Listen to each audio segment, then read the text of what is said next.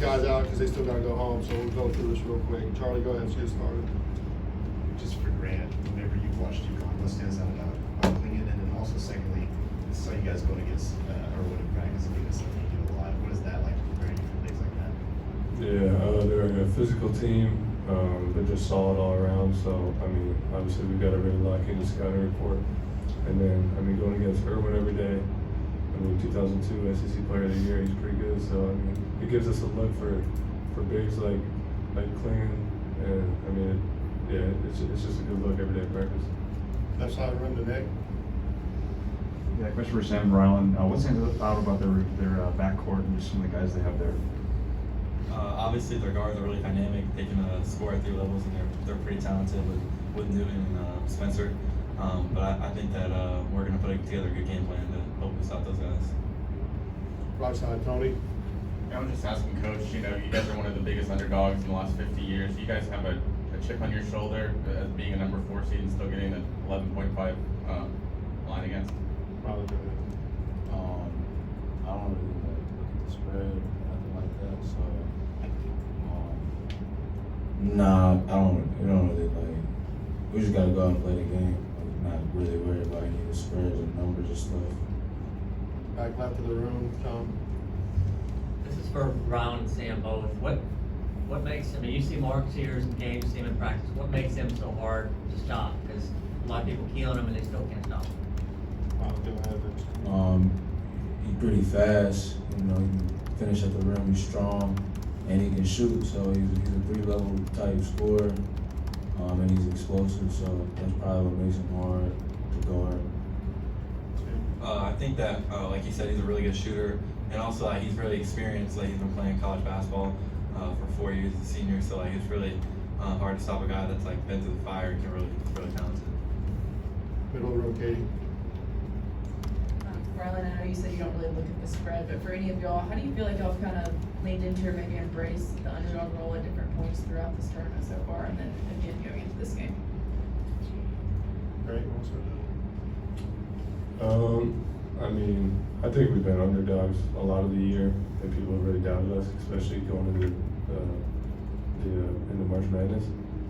So I mean, it kind of gives us extra motivation to go out there and try to prove people wrong. And yeah, I mean, it just gives us motivation. You know, gives us another thing to work for.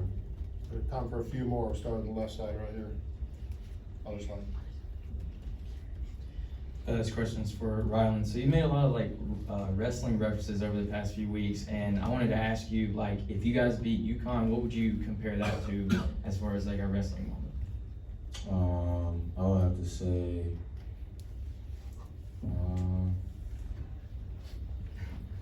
probably like, I think Ultimate Warrior beat Hulk Hogan. Like, Hulk Hogan was big dog, like he was like the highest big time dude, like, you know, around the WWF at the time.